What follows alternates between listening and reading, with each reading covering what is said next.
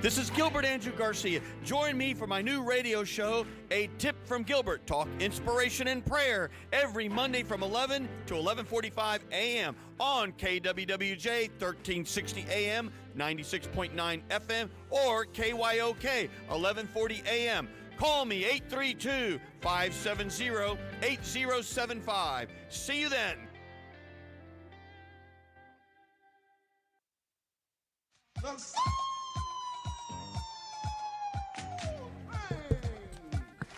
We're both proud and excited to have with us what I can only describe. Stay with me, Houston. This is a very great song that's very uplifting. I want you to hear it just a little bit, and then we'll play it in its entirety at the end. As their latest single is successful. The title, of course, is Yes We Can, and they are the Pointer Sisters. And Houston, welcome to another episode. Let us play a little bit there, Mr. Producer. A tip from Gilbert, talk inspiration and prayer. And we have Miss Jolanda Jones, State Representative Jolanda Jones. How does that sound, State Representative? It sounds great. Look at my pen. Oh, is that the state of Texas? I love it. I love it. It's a member pen. It's a member pen. Yes. Woo! She is now State Representative Jolanda Jones. And I like this song, Joe, because, you know, it's got this upbeat kind of cool groove, but at the end of the day, the words are so great. And it's, you know, we got to make this land a better land than the world in which we live. And we got to help each man be a better man with the kindness that we give. I mean, it's just really great. We got to iron out our problems and iron out our quarrels and try to live as brothers and try to find a piece of land without stepping on one another. I just love this. And do respect the women of the world. Remember, you all have mothers.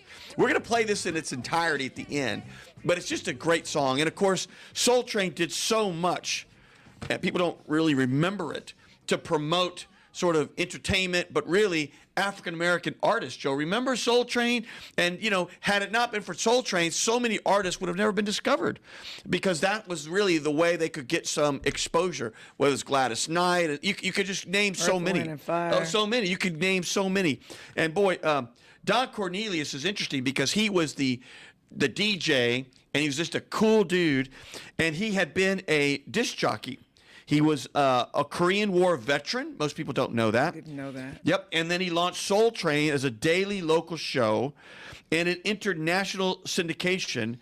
And then he became big time. And the show was going on from October 2nd, 1971 till March 25, 2006. 35 years. But that was really, for the people of color, that was our American Bandstand.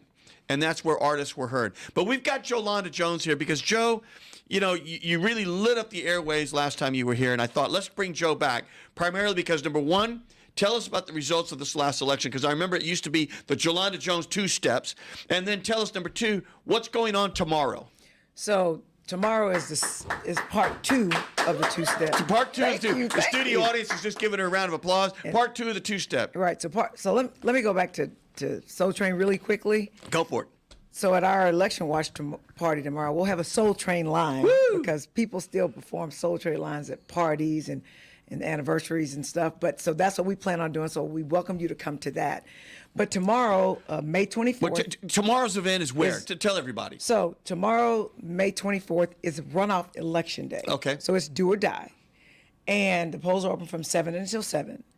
If you will recall, on March 1st, I won the primary, but I only had about 42% of the vote. And Texas is a majority state, not a plurality state. So I had to get 50%. So myself and the person who came in second are in a runoff. Now, myself and that same person, which is tomorrow, myself and that same person were in the special election. The special election was to fill Representative Coleman's unexpired term, which keeps me elected through the end of the year. I won that. Okay. I am the state representative.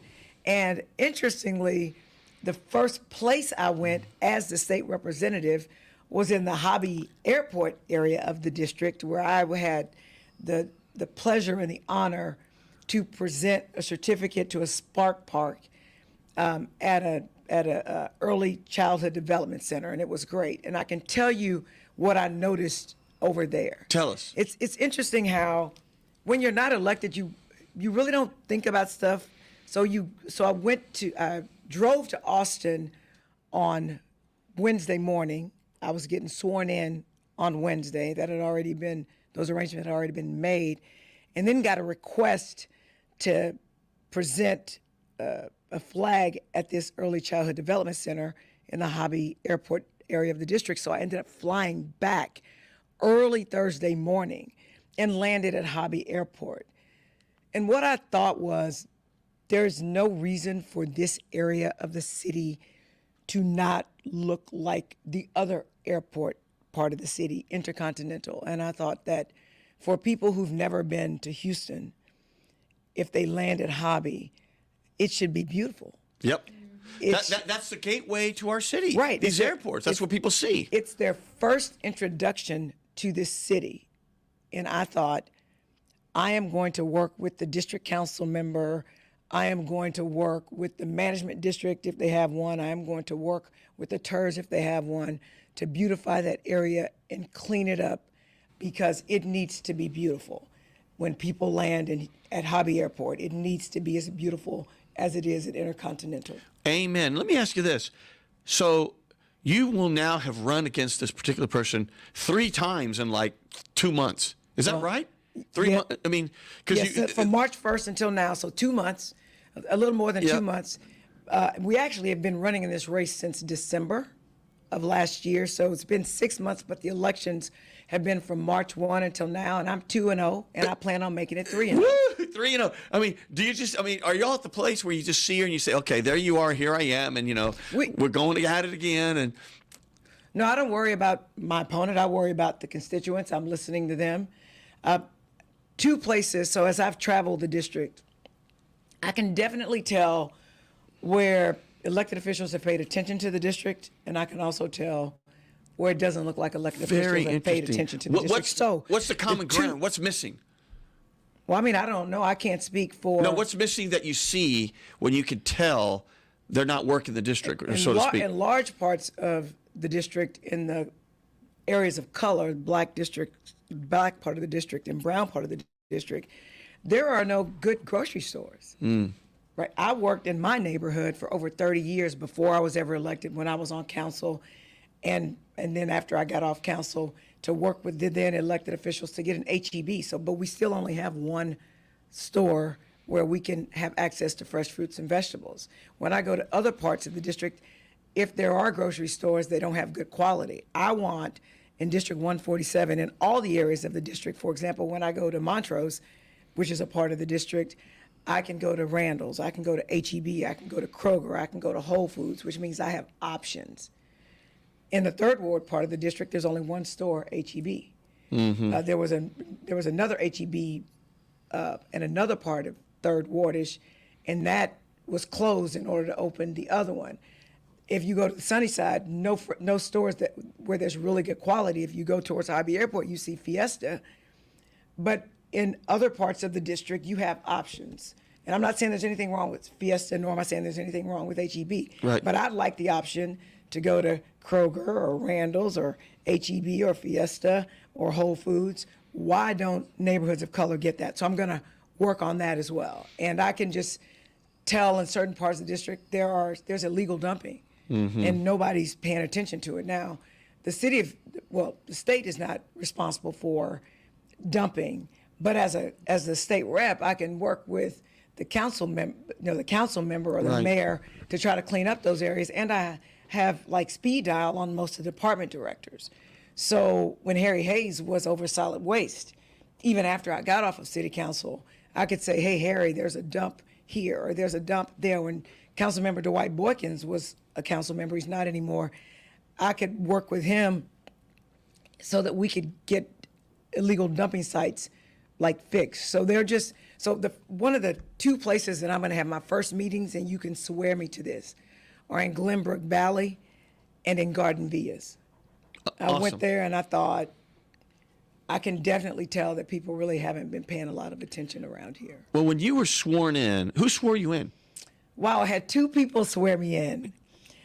I had Gina Hinojosa swear me in. She's the one who gave me this really cool member pen that I didn't read when she first gave it to me. So I was like, Jolanda, that's a member pen. I was like, oh, I'm You're glad now. you're like, I'm all that now. I can take the member elevator. So yes, and I have a place to park, and this is wow. this is my. Let me see that. That's my. I don't know if you can zoom into here, but at the end of the day, State of Texas Representative Jolanda. And when you look at this, Jolanda, and when you see the pen and everything, given when you were young, growing up, did you ever dream that you were going to be in the halls of power of Texas?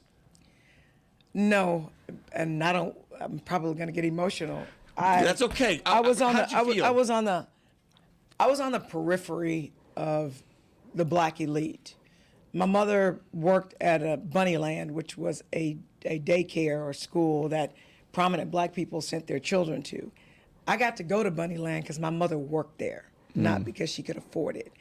I was a magnet kid. Once the HISD, it took them a minute to realize I was bright. They bused me to Lanier. Well, Lanier is where prominent people sent their children. So I was always sort of on the periphery.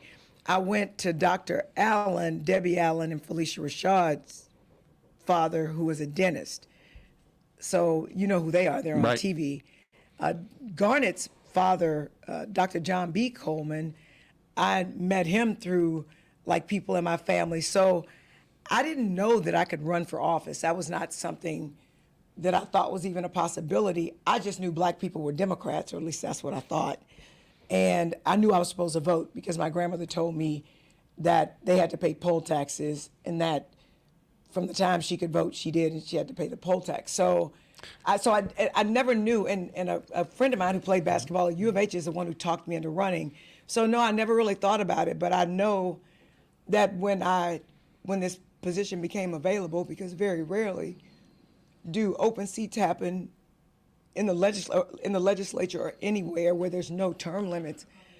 I actually represent the place. My mother was born in Riverside Hospital, which was a Negro hospital. Can you believe that? And it's House District 147. I went to Lockhart Elementary. It's in 147. My mother went to Blackshear Elementary. It was 147. My Aunt Winifred lived in CUNY Homes. My mother, my grandparents, before they were able to buy their house in Galena Manor, lived in CUNY Homes. My mother went to Texas Southern. I went to the University of Houston. We graduated from those schools. We didn't just attend.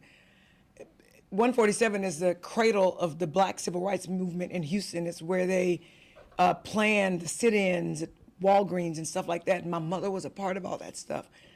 So it just came to me that now I don't just have to look at the elected officials on TV, that I have their numbers. And so it's just really emotional for me. No one has to tell me what's going on in the district. I didn't just move into the district. I've been here my whole life. So it makes me very happy and very proud and very humble. Amen. Go back to something you said, very important. I don't remember if you said your aunt or your grandmother, they remember when we're telling you about poll taxes. Tell our listeners what that is again. And that's why they need to vote, because people fought so hard for this right. And it's something we take for granted today. Wasn't always possible. Talk a little bit about those stories. Well, it's free to vote now. Right. Although there is voter suppression going on, and they've changed the rules, the Republicans have, and they've changed the rules, and they've made it more difficult to vote. But we used to have to pay to vote. It's free. People died for us to have the right to vote. And as I was driving through the hobby area when I landed from being sworn in, I drove through, and it was just I could understand why people feel like, well, why should I vote? When I voted or whatever, look how they treat us. Right. If I go to one area, it's got all this stuff, and here they don't. And what I'm saying to people is, all of a sudden, once I was elected and I was the state representative of House District 147, all of a sudden it was like, okay, when people come into my district, when they come into 147, because the people I represent, we deserve to have what every other part of the city has. That's right. And I said, even though I didn't grow up, although I did live in Broadway Square apartments when I graduated from college, because it was all I could afford, that the entrance, the gateway to Hobby, should look exactly like Intercontinental. So I took pride in that, and I'm going to fix that. I'm going to fix that. I've already spoken with the precinct chair in Garden Villas. I'm going to speak with him, and I spoke with the chair of the civic organization in Glenbrook Valley. And although we were on different sides when I was on city council, because the people at that time wanted something that the president didn't want of the Civic Club, I'm going to work with her. So any fences that need to be mended anywhere, I'm going to do it, because it doesn't matter I saw Councilmember Robert Gallegos at Walmart on is that 45 South. Yeah. We just happened to be there at the same time, and I said to him, "Hey, I look forward to working with you," because he's over there. That is so And great, so Joe. I'm ready to work. I'm ready to focus on the areas where everybody's ignored them. That is so great. I want to ask you a little bit about your district office and like, do you have a district office, things like, do you have staff or anything like that? But hold that thought. Okay. We have lots of callers, so let's start knocking them out. Diana, is there a Diana on the line? There is Diana Martinez Alexander. Hey, Diana. And I'm in the runoff. Hi. I'm in the runoff for Congressional District 38, and I'm running to be the first representative for that district. It does span a lot of different communities: Tomball, Spring, Jersey Village, parts of Cypress, Brick Branch, Memorial, River Oaks, and Katy. But I'm ready to serve. I've been working as an educator for 23 years, and I want to continue that commitment to service in Congress. Well, let me ask you this, Diana. Who sparked that in you? Was it your parents? I mean, how did you get this whole thing about, you know what, I'm running for Congress and I want to make things better? Well, I really have to give all the credit to my mom. She really pushed me to get my education, and I've always had an inclination for leadership within, my roles just in high school and then becoming an educator. But I really got frightened after the 2016 election because I saw this us heading into this place where xenophobia and bigotry were used and thrown around to scapegoat people in the communities that I've been dedicated to. So that got me into, community organizing and advocacy on top of my professional life. And then in 2020, I decided to run for county commissioner. And we had a great race. I was the top vote getter coming out of the primary. Then the pandemic hit and kind of switched, everything and went topsy-turvy. But we have to be the leaders that we're looking for. And so instead of waiting for someone else to step up, it's time for all of us to push ourselves to do more, because our basic rights are under attack, and I'm just not willing to sit on the sidelines. Well, Diana, great for you. I'm going to give you real quick. Tell us the website. If people want to get in contact with you, what do they do? My website is Texas.com, and you can see a little bit about my background, my platform, and all of my endorsements, ways to donate. We are excited about the reception that we've gotten from people, because they see that we have to really take it back to basics, in regards to voting rights, in regards to standing up for reproductive autonomy, and basically not, just accepting what is to come, but fighting for what we deserve. Well, Diana, thank you for calling in, and we wish you much success. Good luck, Diana. We're going to move on, but thank you, Diana. So much. Thank you for calling. Thank you. All righty. Bye-bye. Bye-bye. We have a Leslie Briones. Leslie, are you there? Leslie? I think that's Judge Briones, who is running for county commissioner. Judge, are you there? Judge Briones. Hello, Gilbert. How are you? You have me and Jolanda Jones, and you're on a Tip from Gilbert, talking Hey, inspiration Judge. and prayer. How are you? Hello. So, Judge, Hello, what is Representative Jones. what is going on with the race right now, and what are you seeing and feeling, and are you excited? Are you ready? I am ready. We are ready for tomorrow. I hope to see everyone out voting tomorrow from 7 a.m. to 7 p.m.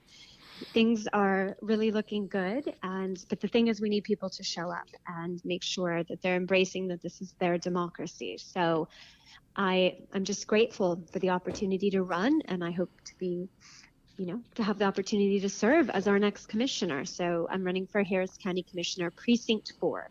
And are you going to have your beautiful daughters out there at the polls with you all day tomorrow? They will. Oh They my will God, be- that's the best voting magnet there is. Those baby girls. Thank you. I want to tag on something. Go ahead. Go, that Joe. The judge said. A good friend of mine, Keith Watson Wade, who, bless his heart, he died a couple of years ago of COVID. He always said to me, Joe, the world is run by those who show up. I'm going to say that again. Otra vez. The world is run by those who show up. And he said, if there are...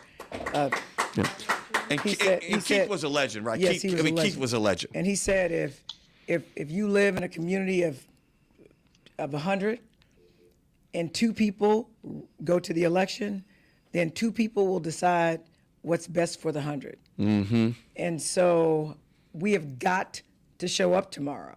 As I was looking at the numbers between, now I'm a Democrat, I'm just going to put it out there for the universe, I'm not ashamed. If you look at the numbers for Republicans who have voted in the early vote and the Democrats, they're beating us by 21,000 votes. I'm going to say that again, 21,000 votes. I'm going to tell you, if you're a Democrat, you've got to be afraid of what's going to happen in November for any county-wide Democrat if Republicans are outvoting us by 21,000 votes. So the question is, if the Republicans are the minority in number, I don't mean like cultural, race, or whatever. Smaller amount. A smaller number of people, how is it that they are outvoting us by 21,000 votes? And again, Harris County will be run by those who show up. Well, let me say this. My mom always said, if you don't vote, don't complain. So let's vote, right? Let's make this world better. But Leslie, so go back. I agree. Our studio audience Yes. is clapping for you. Leslie, first of all, are your parents proud of you? They are so proud. They're excited. We're going to be, calling voters all day today, knocking on doors, making sure people show up. I couldn't agree with Representative Jones more. This country and this county, this city is run by people who show up in this state. And so the way I see it, it's not just me on the ballot or Representative Jones or the other runoff candidates. All of us are on the ballot. Our families are on the ballot. Our right to vote, our right to choose, our right to be safe in our homes, our futures are on the ballot. And those who show up will decide the election. And Houstonians, tomorrow it's going to rain, so grab an umbrella, because that is not an excuse not to show up. You must please embrace your right to vote and vote tomorrow between 7 a.m. and 7 p.m. Look, and for the people who live in areas that flood, no matter how small the rain, you should really be motivated. That's right. To vote, because Amen. the people who are elected decide what infrastructure is going to happen and whether you're going to get sufficient drainage so that your areas don't flood. And remember that song, I'm singing in the rain. Maybe we need That's to do Fred Astaire and Ginger Gene Rogers. Kelly. Gene Kelly, my maybe bad. maybe we Okay. should do I'm voting in the rain. I mean, we just, come on, guys. We got to make it fun if we have to, but at the end of the day, we got to vote. Leslie, tell us again, what's the website and where do people go find out more about you? Where can they go drive people to the polls? Where can they go sign up to be a poll watcher and the whole thing and give some last minute money to you? Yes. Well, first, for any questions about voting, locations, hours, harrisvotes.com is where you need to go, harrisvotes.com.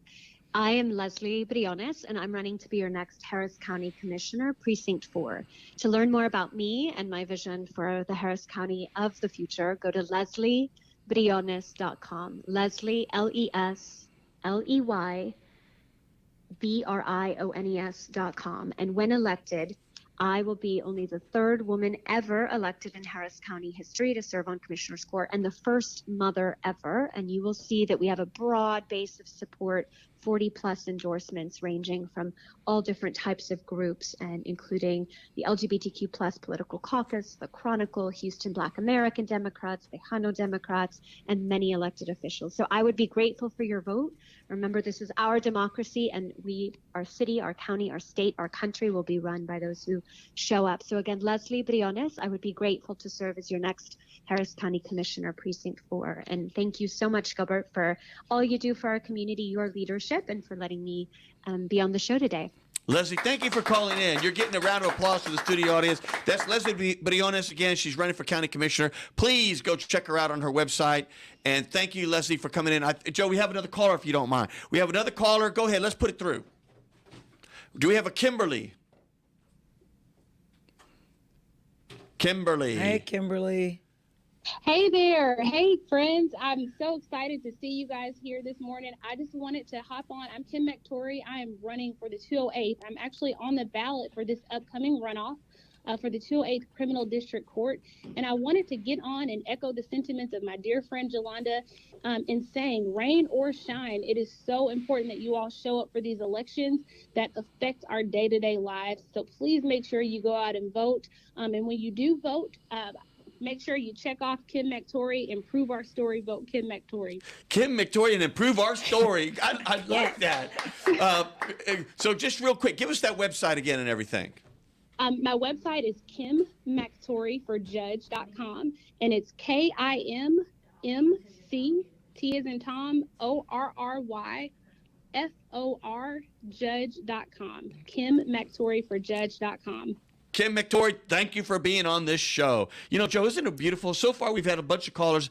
They're all women. Isn't it beautiful to see a lot of strong, smart, sharp women running for office? Yes. How do you feel about that? So absolutely. But so since you brought that up, Please. I am the first woman to represent House District 147. Come on. I'm going to say this one studio more audience, time. come on. I am the first woman to represent House District 147. But the women that have called, for the most part, have been strong women of color. Yep. And we've historically been denied access to opportunity. And I actually believe, no disrespect to men, that when women are elected, we pay attention to things that men just don't see. And when you get women elected officials, you get people who have the ability to have empathy with their constituents. And that is important, because the best way for you to represent someone, for anyone to represent someone, is to be able to walk in the shoes or feel how the shoes feel of whoever it is you're seeking to represent. And you also brought up something real quick, so since you put it out Keep there, going. when you said, Keep where can the people go to donate to your campaign at the last minute? Well, let me tell you where you can go to donate to my campaign. There you go. JolandaJones.com, JolandaJones.com. I need money as well. And since Judge Briones talked about her endorsements, I've won almost all of the labor endorsements, including the AFL-CIO. I've won the Sierra Club endorsement because I'm a tree hugger. I've also won the Planned Parenthood endorsement. I've won almost all of the Democratic clubs, every single one of them, including the Tejano Democrats, the Houston Black American Democrats. I can't even remember all of the Democrats. And I don't want to start naming my political or the elected officials, but I have over 250 endorsements from elected officials, community leaders. That's not even just like the people. So I've got a congressman, I've got 2 mayors, I've got the entire state legislator, the entire contingent of state legislators who have endorsed me. And let me tell you something that I believe is really, really important. Our voting rights are under attack. SB 1 passed last session, and we are feeling the difficulties of it. Half of our mail ballots have been kicked out. What's so offensive to me about that is mail ballots. Some people don't know because we go in person. You've got to be a senior citizen, so you've got to be at least 65 years old, or you've got to be disabled, or you've got to be a veteran stationed somewhere else. This is to get a mail ballot. This is to be able to vote by mail. By mail. The thought that half of our most vulnerable populations' mail ballots have been kicked out is offensive to me. And why are they getting kicked out, Joe? I mean, what's happening with all this? It's madness. It's madness. SB 1 has changed it. So first of all, you now have to put on the outside of an envelope your driver's license number or ID number and or the last 4 digits of your social security number. With identity theft, who wants to put that personal information Not me. like on the outside of an envelope. Well, and if you don't do that, are you just like disqualified? They kick Come it back, on. and you've got to hope you get it back in order to be able to refile it. And also, the county used to just send seniors mail ballots. Well, SB1 outlawed that. So you actually have to go and request a mail ballot. So you have all these seniors who have been used to just getting mail ballots come to their home, and now they're like, no one sent me my mail ballot. Well, so I respectfully submit to you that because the Democrats kicked you-know-what in previous elections, and we just killed the Republican mail ballots, that they made mail ballots more difficult. So it's a problem. Well, my view is whether you're Democrat or Republican, the bottom line is we should make it easy for everybody to vote. This is supposed to be the cradle of democracy of the planet in all of history. We should just make it easy for everybody to vote. Very quickly, let's get another call there. And then I've got to tell you something funny here, Jolanda. Monica, are you on the line? I'm on the line. How are you? I'm well, Monica. Speak to us. Well, my name is Monica Singh. I'm also on the ballot this election cycle. So tomorrow is the last day to vote. So I'm urging everyone to come out and vote. As Jolanda is speaking about this whole voting rights issue, it's a big deal. And I think the best way to make our voice heard is to have the numbers to prove that you cannot hold us back and hold us down. So please come out to vote. Specifically, I'd love to earn your vote for tomorrow as well. Monica Singh, running for Harris County Civil Court at Law number 4. I'm on the ballot, and there's more information about me at www.singh.com. Monica, very quickly, just educate our audience. Civil court means what? So civil court hears anything, this county court specifically hears anything that's under $250,000 in jurisdiction. And so we hear breach of contract cases, business disputes, appeals from evictions, which is very important to our people, condemnation cases, car accident cases. So this here's a wide variety of cases. And the best part of my candidacy is that for all 20 plus years that I've been practicing in this very courtroom for all of those years. So I'm very experienced here, and I really, really think I can represent the people of Harris County by being on this bench. Well, Monica, you have called in before. We so appreciate your activism. You're getting involved and you're trying to make things happen. I salute you. I'll give you 1 minute. What do you got to say there to all of Houston right now? Well, I first of all have to thank you for having a forum like this and having me here week after week. I appreciate it. And I think what you're doing is really important for us to be able to come in, call in, and talk about things that matter. So everything that you've talked about week after week when I've called in has been important to me. And that just means to me that I represent Harris County. I represent the needs of Harris County, and I understand the voice of Harris County. So please come out and vote. Monica Singh for Harris County Civil Court at Law number 4. Monica, thank you very much for calling. And Joe, I haven't forgotten exactly what I'm going to say to you, but I got it right here. But we have one more caller, I think. Is there an Andrea there? Miss Andrea. Oh. Andrea, can you hear me? Yes, can you hear me? You're on with me, Gilbert Garcia, Jolanda Jones, a tip from Gilbert, talk inspiration and prayer, as we are every Monday from 11 to 11:45. KWWJ, keep walking with Jesus, 1360 AM, 96.9 FM, and KYOK, 1140 AM. And you can always call 832-570-8075. Andrea, hit me. I'm just calling in to reminding everybody to vote. I'm sure that everybody has been reminded several times this morning, but Election Day is tomorrow. I'm running for the 185th District Court, which is one of our felony courts here in Harris County. My name is Andrea Bell, Beall. Only candidate in this race who has experience litigating capital murders. Would love your support. And just tell people a second, because I found your background so interesting and fascinating. Your family, the amount of work you've done in these courts. Go ahead, just say a minute there. I think it's important for people to know. Sure. So I am a child homicide prosecutor. So I prosecute cases where children under 14 have been murdered in an abusive situation. Previously, I prosecuted child sex crimes. I've done capital murder trials. And I have a unique background for people who are in our judiciary. I grew up with a parent in prison and another parent who had substance abuse issues who's recovered now, thank God. But I needed a community of support. And because I had that community of support, I was able to stay out of trouble, go to school, have stable housing. And so many of our young people who show up in the felony system don't have that community of support. They grow up with similar parents, but they don't have a system or capital behind them to make sure that they're given the resources they need. And so they end up in front of a felony bench.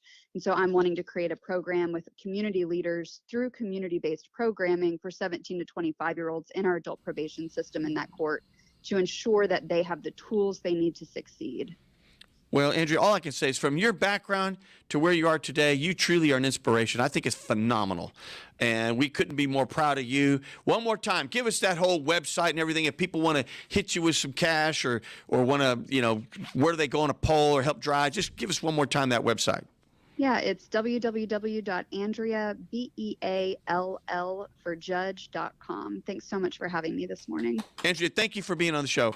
So I want to come back to Jolanda Jones, because when Jolanda was given her website, and I don't know if it's because I'm going to Disneyland. Yeah, I don't know what it is, but you think of MICKEY. What was going in my head was JOLANDA JONES. That was in my head. And Jolanda Jones. That's right, Jolanda Jones. Jolanda Jones. I think that's the way everyone can remember it. So if you have any doubt, it's JOLANDA JONES. Jolanda, I really mean it. Let's back in all seriousness. You've really been preparing your whole life for this somehow. When you think about your grandmother, your mother, all the things you've experienced your whole life, counsel, in many ways, you've been preparing your whole life for this moment tomorrow. That's true. I say that, so sometimes people don't think I should talk about this, but I will. Mental illness is really important to me. My father committed suicide. I was with my dad when he committed suicide. Two of my uncles, his brothers, committed suicide. My grandmother lost 3 children to suicide. Access to health care, including mental health care, is super important because there are so many people out there who are depressed. There are so many people out there who don't have access to meds. People can have mental health issues, they can have a diagnosis, but on meds, they can live productive lives. And so I will share those stories because I take it seriously. I almost lost everything when my son broke his foot and had surgery and a staph infection took over. I lost all of my retirement and my savings to save my son's foot because I could not afford health insurance. And I was a lawyer at the time. So I understand that everyone is one medical emergency away from losing everything. That's important to me.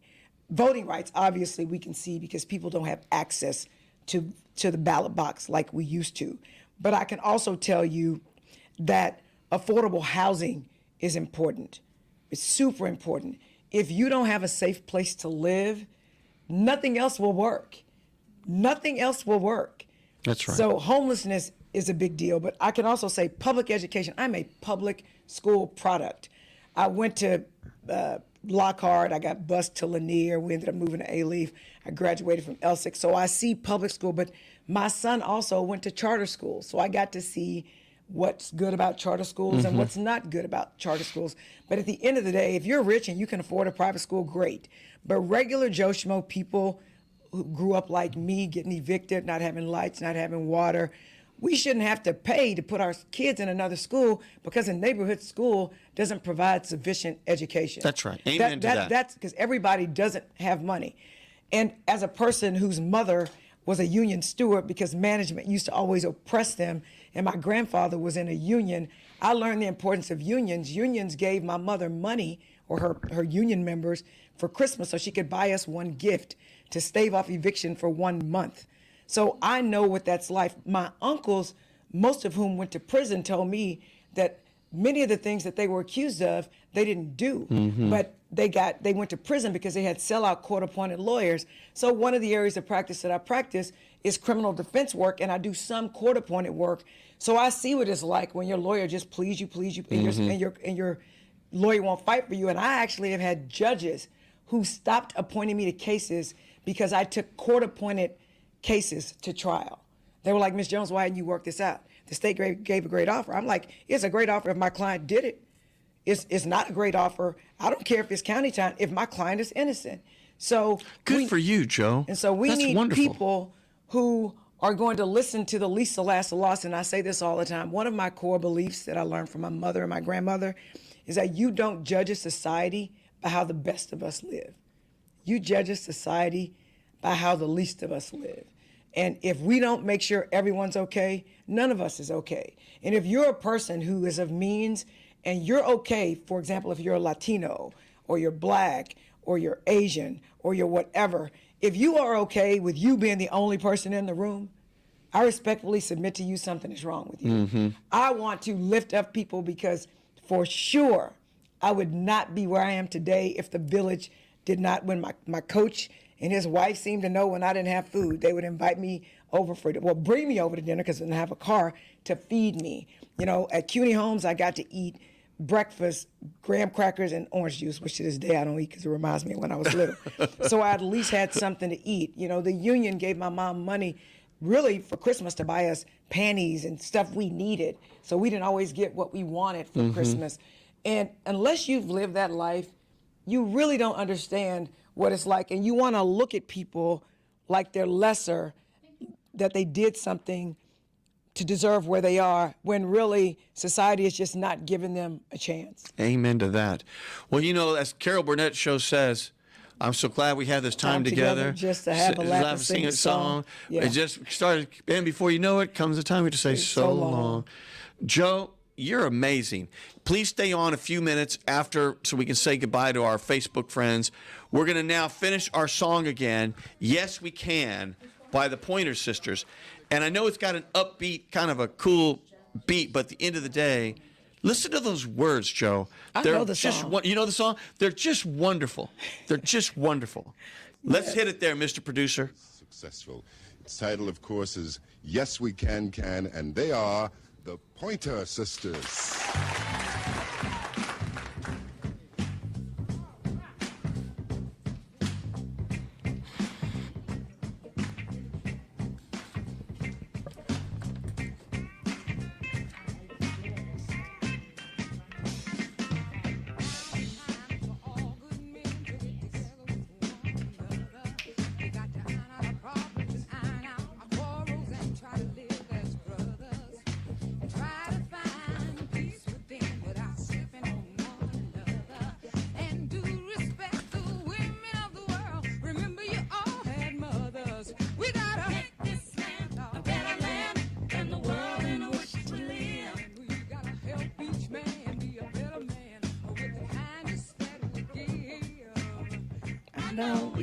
Isn't it great? I mean, it's just a great song. No darn well we can work it out.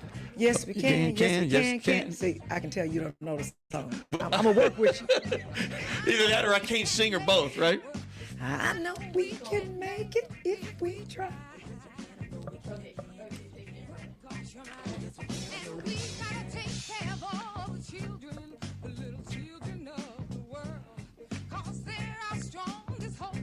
What a great lyric there, because they're our strongest hope for the future. A better land in the world in which we live. Each man be a better man with the kindness that we give. I'm working on it. I know we can make it. Woo! I know darn well we can work it out. Yes, we can. Yes, we can. Yes, we can. I know. Yes, we can. Yes, we can. I want to see you on that Soul Train line, lady. That's what I want to see when you win tomorrow. Oops, I don't want to get ahead of myself. But when you win tomorrow. I'm working hard. I'm listening to my constituents, and I believe because of the work we've done in my campaign that we will be victorious tomorrow. I'm claiming it. Amen. You know, there are very few people, as a neutral observer, who work as hard as you do. Well, I mean, you don't come up from where I came up from and be lazy. There's no way I'd be in prison or on welfare or dead. Amen. Amen to that.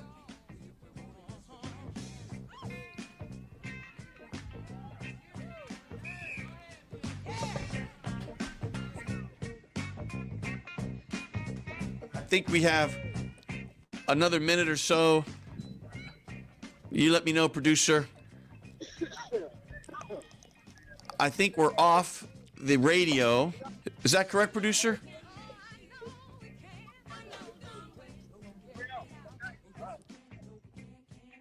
"30 seconds. Jolanda, tell us something in 30 seconds. All I'm going to say is please go out and vote tomorrow. Amen. Please vote for me. I'm asking you personally. I will fight for the least, the last, the lost. And as I said before, I'm going to go and work really hard for the Hobby Airport part of District 147 because I want for it to represent Houston well. I'm going to work for everybody, but that's where I'm going to start off because it looks like no one's really been paying much attention to them. Amen to that. I think we're now officially off the radio. So now we're still on Facebook and everything. And I know we had other callers. I apologize if we didn't get to you. Judge Jason, are you there? I'm here. Well, Judge, I apologize to you that we didn't get you on the radio. We were just at the tail end, but you're now on all the social media outlets, and they'll be posted here in about 30 minutes. And, in fact, we're live now. Do you want to say anything? What's going on with you there, Judge, and what's happening with you for tomorrow? Well, I'm in the runoff. I'm your incumbent judge of the 185th District Court. I'm proud to be endorsed by Commissioners Rodney Ellis and the Houston Chronicle, the unions, and every other major group here in our city who's looking at these races, including every bar association. And most importantly for me, I'm also the presiding judge of Harris County Felony Veterans Court, which is a special court that helps veterans who have PTSD, traumatic brain injury, who've got serious criminal cases. Rather than send them to prison, we divert them to special programs where they get mental health treatment, addiction treatment through the VA and a very intensive program. And, at least half of our people in our program are people of color, are minorities, are women. So it's really a program that helps a broad group of our population. And so I'm happy to be a part of that program. And I'm on your ballots for tomorrow if you guys haven't voted. So please make sure you get out to the polls tomorrow to vote. I'm one of your remaining people on that ballot tomorrow. So please get out there and vote. Judge, give us the whole website and everything if people want more information on you. Sure. It's www.jasonlung, and that's spelled, or Luong, Luong, that's spelled FOR, Judge, JUDGE.com. And so I'm happy. I'm your only Asian American judge, which I also think is important. May is Asian American Pacific Interest Heritage Month. And I'm actually your only Asian American criminal court judge in Harris County. I think I'm actually the first Vietnamese American elected to any countywide seat in the entire state of Texas. I'm proud to be that person. And so I know Miss Jones is a great pioneer, groundbreaker as well. And so I'm happy to be that for our Asian American communities.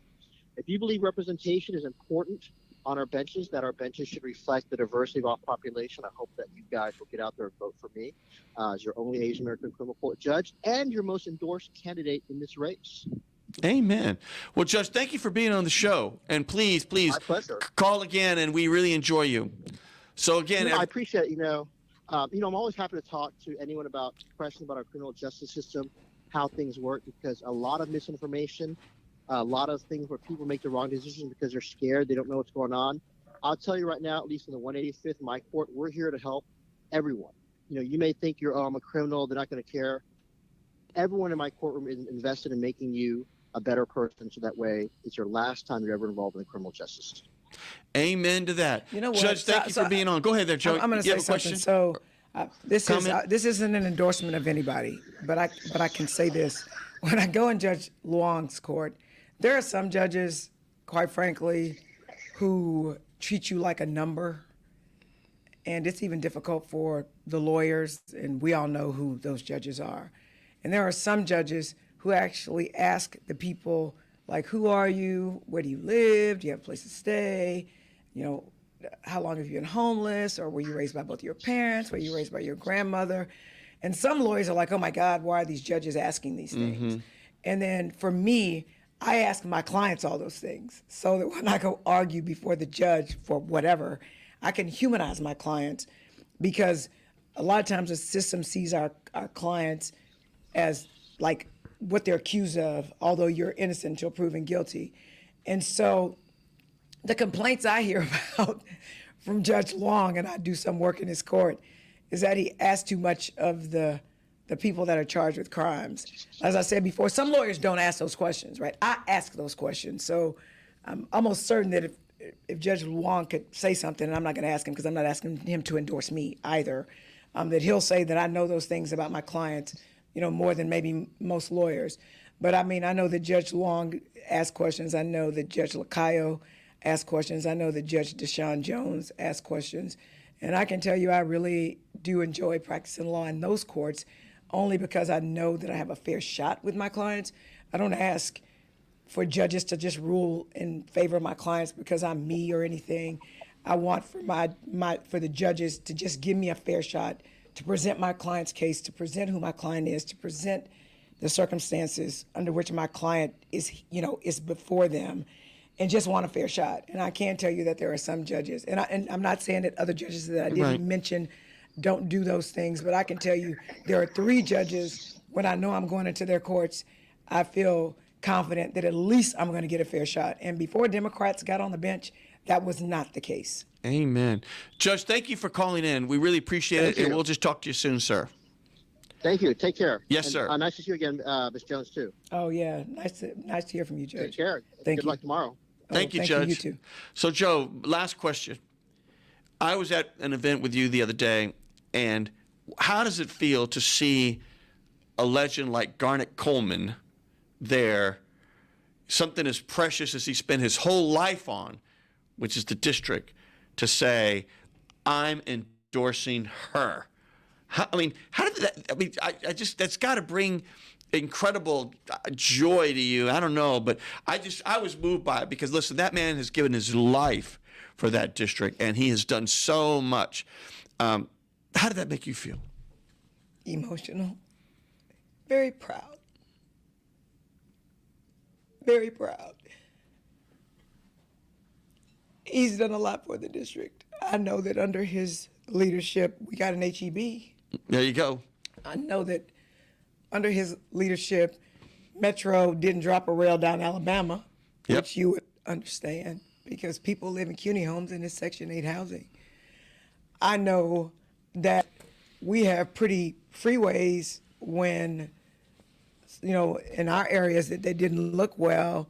You go to other parts of the city or even around the Houston and vicinity where you see where the freeways are decorated. It's just pretty to look at. It's pleasant to drive through.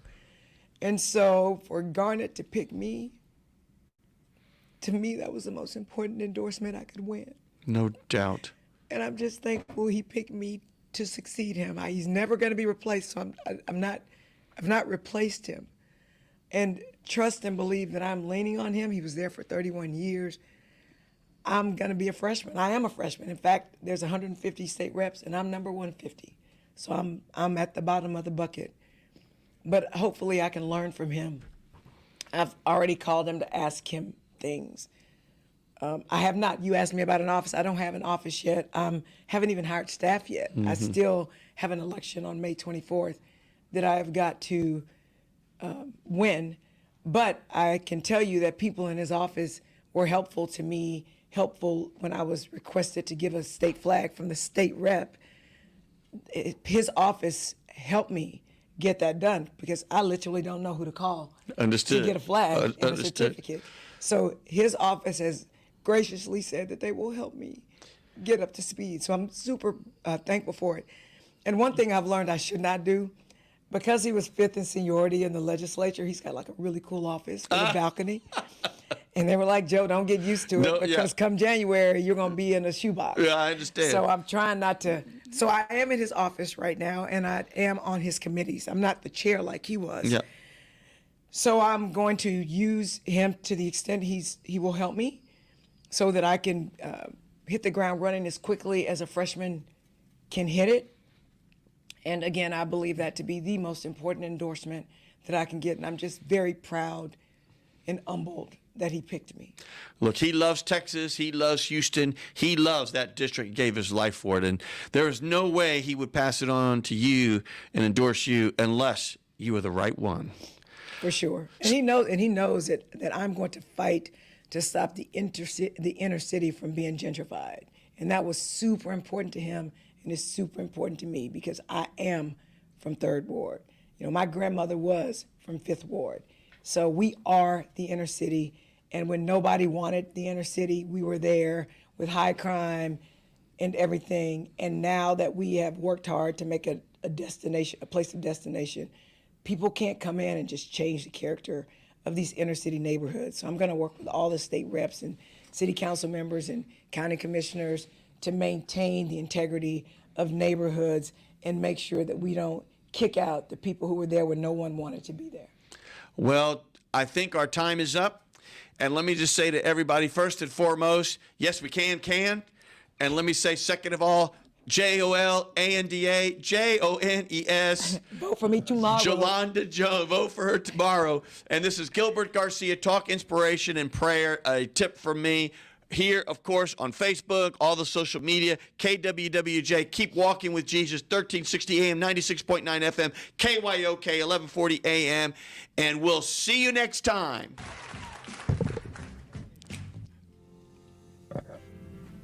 This is Gilbert Andrew Garcia. Join me for my new radio show, A Tip from Gilbert, Talk Inspiration and Prayer, every Monday from 11 to 11:45 a.m. on KWWJ 1360 AM, 96.9 FM, or KYOK 1140 a.m. Call me 832-570-8075. See you then.